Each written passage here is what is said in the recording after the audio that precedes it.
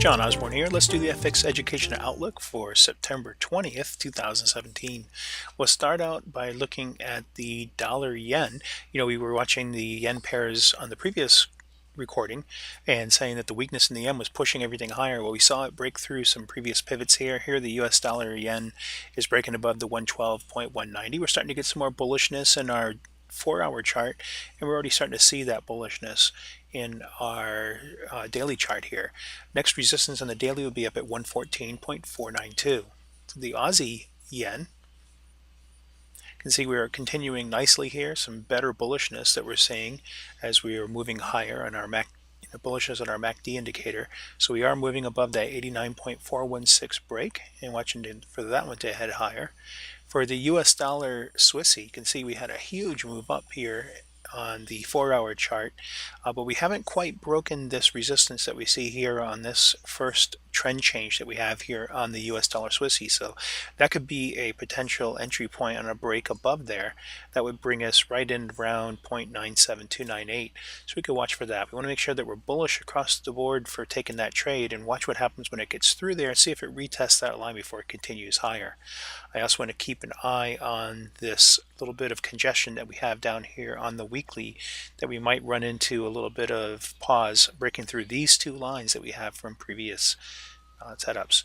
I might want to actually adjust this line to incorporate this previous swing here, and that gives us a little bit more room before we get there, but we still have to contend with the lower one. For the Aussie Swissy, you can see we are breaking higher there too. Right here we're breaking above this previous swing high at 0.77772. We could come down and retest that broken line, see if it acts as support, and then bounce again off of it on some pretty good bullishness that we're seeing across the board here.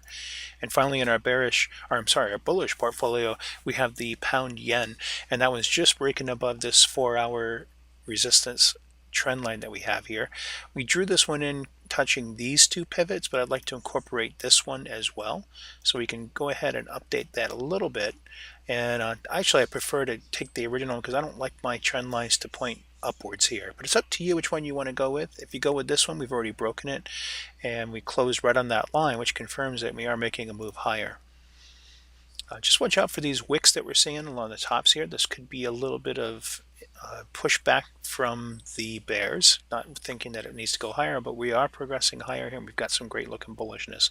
Keep an eye on that 240 weekly line.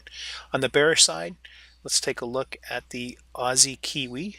The Aussie Kiwi is making a break through the support of 1.09215, and we are breaking through the 200 bar moving average, and we are seeing some long wicks here though on the 240, so be careful with that one. It might be getting a little sluggish to move lower.